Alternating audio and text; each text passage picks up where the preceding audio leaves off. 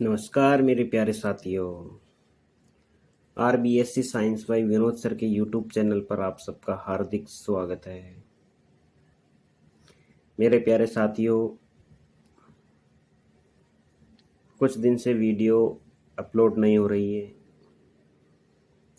काम की वजह से वीडियो नहीं डाल पाया, उसके लिए सॉरी। आज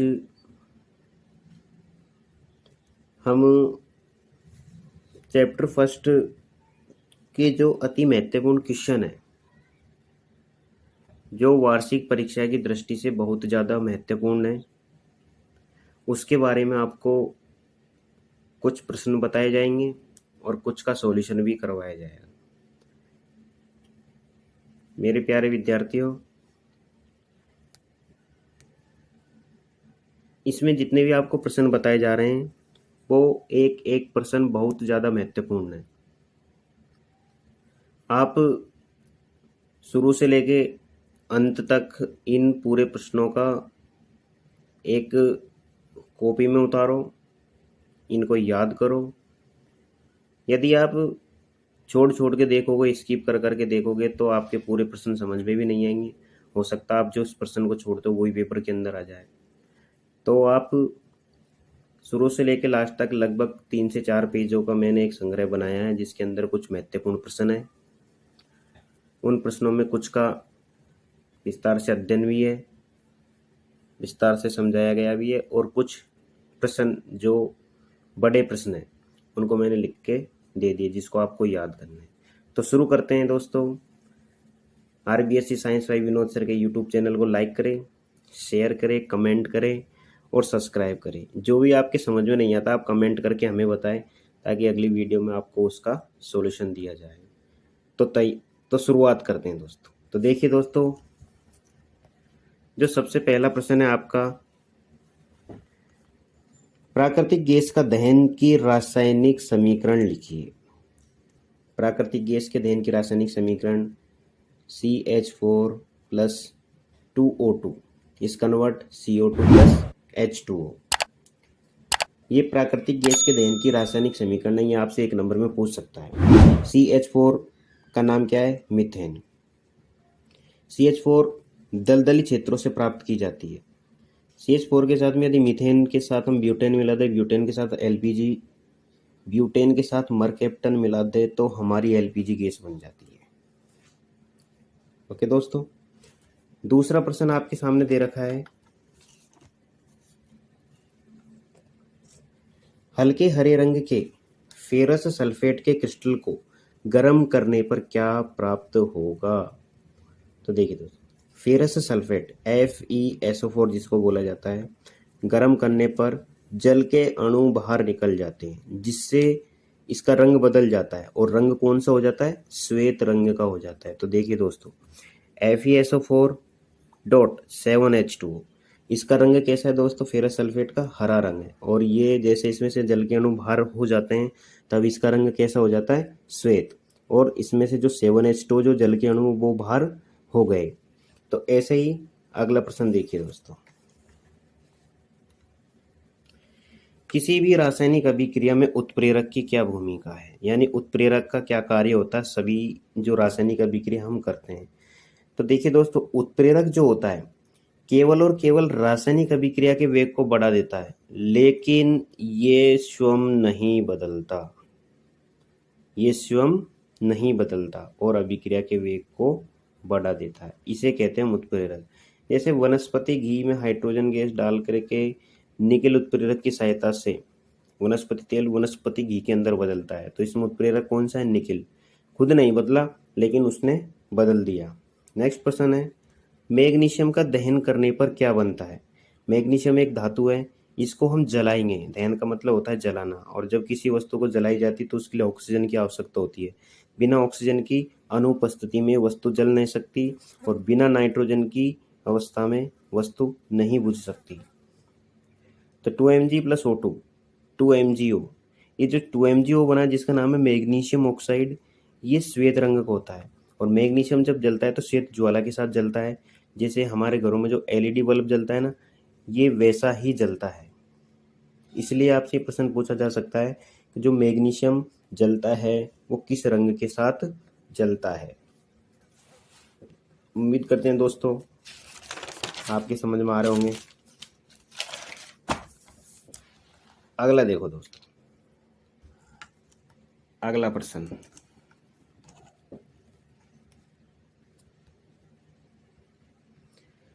जल का विद्युत अपघटन करने पर कौन सी गैस प्राप्त होती है। जल का विद्युत अपघटन करने पर कौन सी गैस प्राप्त होती है। तो सर, तो बच्चों दो गैस प्राप्त होती है, ऑक्सीजन और हाइड्रोजन। विद्युत अपघटन 2H2O, जब हम जल को तोड़ेंगे, इसका विद्युत अपघटन करेंगे तो हाइड्रोजन और ऑक्सीजन गैस अलग अलग हो जाती है। तो ये भी महत्वपूर्ण है कि जल का विद्युत अपघटन करने पर कौन सी गैस प्राप्त होती है। किसी भी रासायनिक अभिक्रिया को किस आधार पर संतुलित किया जाता है। कोई भी रासायनिक अभिक्रिया हम लिखते हैं तो उसको संतुलित करने का क्या तरीका है। तो उसको संतुलित किया जाता है अनुमान विधि से, या hit and trial method, hit and trial विधि, इसके द्वारा अभिक्रिया को संतुलित की जाती है।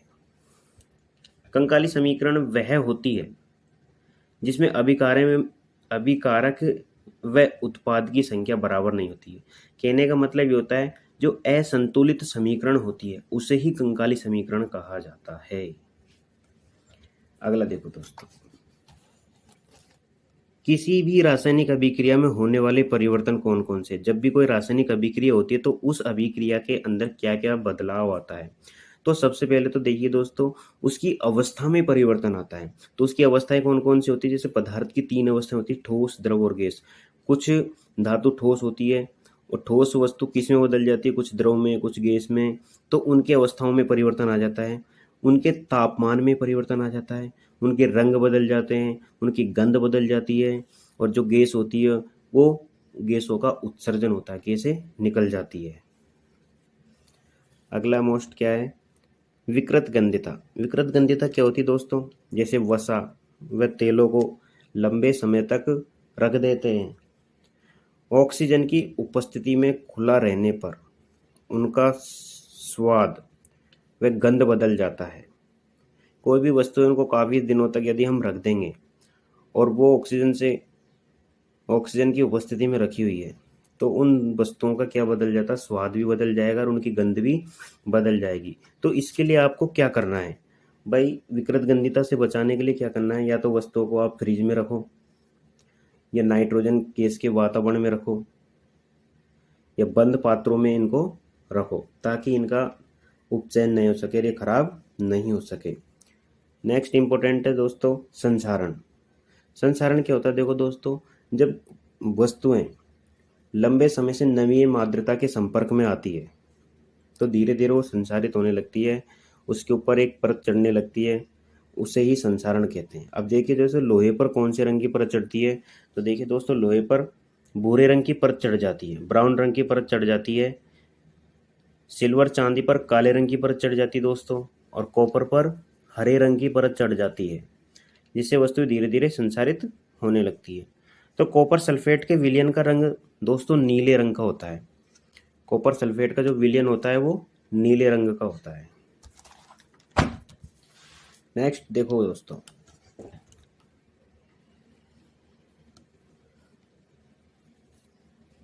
ऊपर देखो दोस्तों, सफेदी करने के 2-3 दिन बाद जो चमक आती है मकानों के ऊपर, वह कैल्शियम कार्बोनेट के कारण आती है, क्योंकि कैल्शियम कार्बोनेट की परत चढ़ जाती है जिससे मकान में चमक आ जाती है।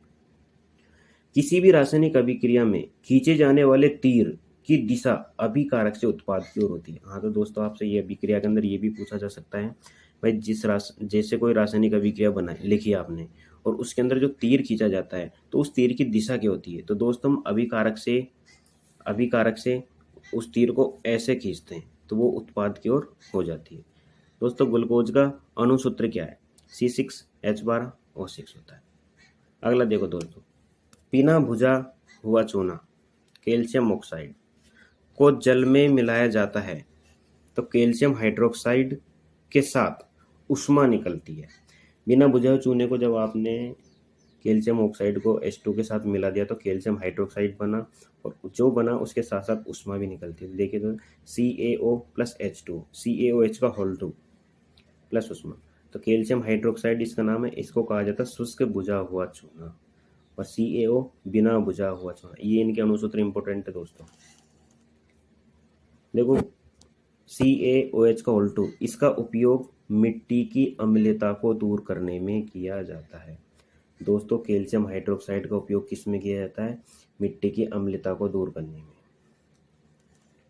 नेक्स्ट देखो दोस्तों, अब आपके इंपॉर्टेंट प्रश्न आ गए दोस्तों बड़े, जिनको आपको याद करना ही है। जब लोहे की कील को कॉपर सल्फेट के विलयन में डुबोया जाता है तो विलयन का रंग क्यों बदल जाता है? इसका आवश्यक चित्र भी बनाइए। कॉपर सल्फेट, लोहे की कील को इसके विलयन में डुबोएंगे आप तो उसका रंग क्यों बदलता है दोस्तों? कील भूरे रंग की होती है, विलयन नीले रंग का होता है, ये इसके साथ क्रिया कर लेता है तो FeSO4 बन जाता है, फेरस सल्फेट। पहले कॉपर सल्फेट था, CuSO4 था। FeSO4 बनने के बाद में जो इसका नीला रंग था हल्का मलिन रंग में बदल जाता है दोस्तों। इसको आप अच्छे से याद रखना। उपचयन व अपचयन, रेडॉक्स अभिक्रिया, उपचयन अपचयन रेडॉक्स अभिक्रिया के अंदर आ जाती है। और ये उपचयन और अपचयन 2022 के अंदर आपसे ये प्रश्न पूछा गया था। उपचयन अभिक्रिया किसे कहते हैं और अपचयन अभिक्रिया किसे कहते हैं, उदाहरण सहित समझाइए। अगला देखो दोस्तों, संयोजन अभिक्रिया, वियोजन, संयोजन अभिक्रिया व वियोजन अभिक्रिया को उदाहरण सहित समझाइए। देखिए दोस्तों, पिछले वर्ष 2000 जो 22-23 का पेपर हुआ था उसके अंदर ये प्रश्न पूछा गया था उदाहरण के साथ में। और एक एग्जाम्पल और दे रखा है, CuO plus H2, Cu plus H2O, इसमें अपचयित होने वाले अभिकारक का नाम लिखिए। दोस्तों ये 1 नंबर में 2023 के अंदर ही पूछा गया था माध्यमिक शिक्षा बोर्ड के अंदर। सीधा प्रश्न है, कुछ नहीं दोस्तों, बहुत सीधे सीधे प्रश्न है। आप अच्छे से तैयार करोगे तो आपके बहुत अच्छे अंक आएंगे दोस्तों। अगला देखो, संतुलित समीकरण करना, ये भी 2022 के अंदर पूछी गई है। NH3 plus Cu plus N2 plus H2। एक और अभिक्रिया इसके नीचे, NaOH plus H2SO4, Na2SO4 plus H2। इन दोनों अभिक्रियाओं में अभिकारक एवं उत्पाद दोनों तरफ इनको बराबर करनी है, यानी इनको संतुलित करनी है। अगला देखो प्रश्न दोस्तों, अवक्षेपण अभिक्रिया को उदाहरण सहित समझाइए। अवक्षेपण यानी दोस्तों जब आप किसी भी बीकर के अंदर कोई मिट्टी या कुछ ऐसी चीज डालते हो, कुछ डालते हो तो वो नीचे जाकर के बैठ जाता है, जम जाता है, वही अवक्षेप कहलाता है दोस्तों। सिद्ध कीजिए कि जितना द्रव्यमान अभिकारकों का होगा उतना ही द्रव्यमान उत्पादों का होगा। दोस्तों वेरी इंपॉर्टेंट क्वेश्चन है ये द्रव्यमान संरक्षण का नियम है, आप इसको अच्छे से पढ़ लेना। मैंने जब अध्याय फर्स्ट की क्लासे ली उसके अंदर द्रव्यमान संरक्षण को बहुत अच्छे से बता रखा है, तो दोस्तों अच्छे से याद करना, प्रत्येक प्रश्न बहुत इंपॉर्टेंट है। आगे देखिए दोस्तों,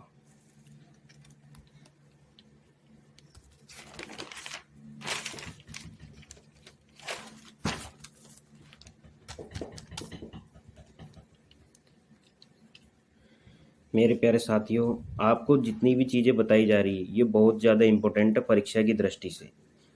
कुछ 1-1 नंबर की प्रश्न है और 1-1 नंबर के प्रश्न ही आजकल वार्षिक परीक्षा के अंदर बहुत ज़्यादा पूछे जाते हैं।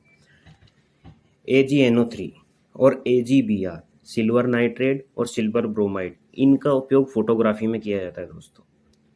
AgBr का और AgNO3 का उपयोग फोटोग्राफी में इनका उपयोग किया जाता है। K2SO4Al2, SO4 का ऑल्थराइज डॉट 24H2, यानी इसको बोली जाती है दोस्तों फिटकरी। फिटकरी का उपयोग देखो दोस्तों जल को शुद्ध करने में यानी पानी को शुद्ध करने में भी किया जाता है, क्योंकि इसको जीवाणु मुक्त करने में भी किया जाता है। और फिटकरी का उपयोग जब खून निकल जाता है, हम सेविंग बनाते हैं, तो उस टाइम पर भी इसका उपयोग उस खून को रोकने के लिए भी किया जाता है, क्योंकि ये बहुत तेजी से अभिक्रिया करता है और उस खून को रोक देता है। देखिए दोस्तों 1 नंबर का अगला प्रश्न, क्रोमियम धातु एक ऐसी धातु जो संसारित नहीं होती, इसके ऊपर जंग नहीं लगता है। साग सब्जियों का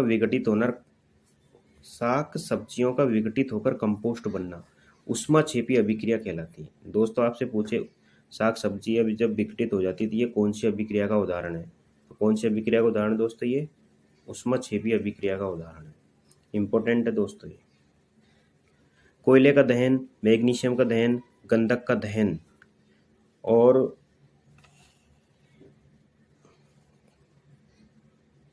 CaOH का CaO प्लस H2O, CaOH का Al2, ये सारे के सारे ही उदाहरण संयोजन अभिक्रिया, संकलन अभिक्रिया और एडिशन अभिक्रिया, इनके उदाहरण है दोस्तों ये। चाहे कोयले का दहन देते, गंधक का दहन देते, मैग्नीशियम का दहन देते, सारे इन्हीं के उदाहरण है दोस्तों। CaCO3, इसका रासायनिक नाम है दोस्तों कैल्शियम कार्बोनेट, और जब हम दीवारों पर सफ़ेदी करते हैं तो इसी की चमक उत्पन्न होती है दोस्तों। इसका ये संगमरमर का अणुसूत्र है, मार्बल का भी यही है, चूना पत्थर का भी यही है, खड़िया का भी यही है, चौक का भी यही है दोस्तों। CaCO3 बहुत इंपॉर्टेंट है दोस्तों, इसको याद रखना है आपको। आगे देखिए दोस्तों ये बहुत सारे प्रश्न हैं, इसलिए मैं बोर्ड पे नहीं समझा करके कॉपी के अंदर इनको मैंने पहले लिखे हैं। इनको लिखने में 2 से 3 दिन का समय लग गया दोस्तों, क्योंकि अंदर से इनको ढूंढा भी है, इसलिए ये बहुत ज़्यादा इम्पोर्टेंट है दोस्तों। देखिए दोस्तों, श्वसन ऊष्माक्षेपी अभिक्रिया है, C6H12O6 plus CO2 C6CO2 plus 6H2 plus ऊर्जा। जहाँ पर ऊर्जा का उत्पादन होता है, जहाँ पर ऊर्जा निकलती है, वो ऊष्माक्षेपी अभिक्रिया होती है। श्वसन ऊष्माक्षेपी अभिक्रिया है दोस्तों। जबकि प्रकाश संश्लेषण एक ऊष्माशोषी अभिक्रिया है। प्रकाश संश्लेषण का उपयोग दोस्तों पौधों के अंदर होता है, जो अपना भोजन बनाने में सहायक होता है। ये क्लोरोफिल की उपस्थिति में अपना भोजन बनाते हैं। 6CO2 plus 12H2O, C6H12O6, C plus 6O2 plus 6H2, यानी सूर्य का प्रकाश और क्लोरोफिल होगा तभी प्रकाश संश्लेषण की क्रियाएं होगी। तो देखो दोस्तों आगे, क्लोरोफिल पर्णहरित या हरित लवक के कारण ही पत्तियों का रंग दोस्तों हरा होता है। पत्तियों का रंग, क्लोरोफिल के कारण ही पत्तियों का रंग कैसा होता है दोस्तों? हरा। और इन पत्तियों में एक धातु पाई जाती है जिसका क्या नाम है? मैग्नीशियम। प्रकाश संश्लेषण करना क्लोरोफिल का कार्य है। यदि क्लोरोफिल नहीं होगा तो प्रकाश संश्लेषण नहीं होगा, इसलिए इसे पादप कोशिका की रसोई कहते हैं। क्लोरोफिल को पादप कोशिका की रसोई कहते हैं। दोस्तों प्रकाश संश्लेषण केवल दिन में ही होता है, रात्रि में प्रकाश संश्लेषण करने वाले पौधे दोस्तों, रात्रि में प्रकाश संश्लेषण करने वाला पेड़ तुलसी और पीपल है। कहने का मतलब ये पेड़ ऐसे हैं जो रात्रि में प्रकाश संश्लेषण करते हैं।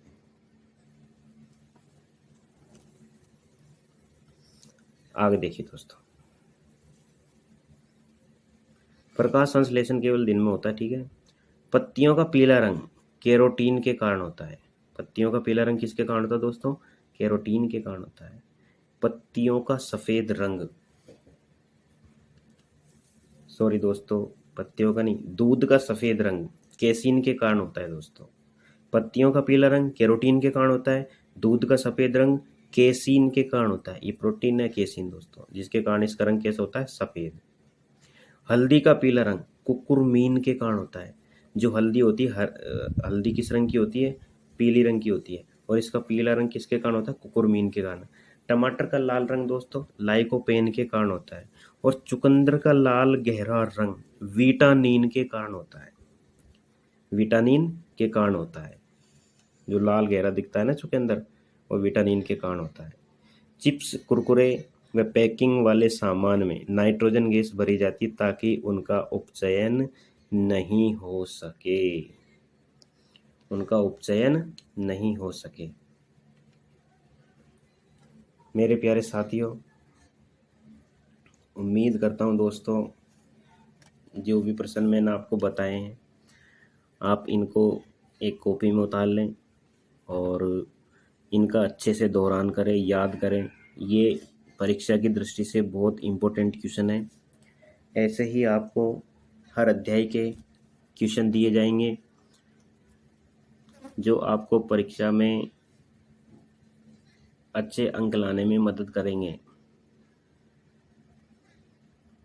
इनको पढ़ करके आप अच्छे अंक प्राप्त कर सकते हो। तो आज के लिए दोस्तों इतना ही। मेरे प्यारे साथियों, चैनल को ज़्यादा से ज़्यादा सपोर्ट करें, वीडियो को लाइक करें, ज़्यादा से ज़्यादा कमेंट करें, और दोस्तों वीडियो को अधिक से अधिक शेयर करें ताकि आपके साथ साथ और भी बच्चे इस वीडियो को देख सकें। जय हिंद दोस्तों।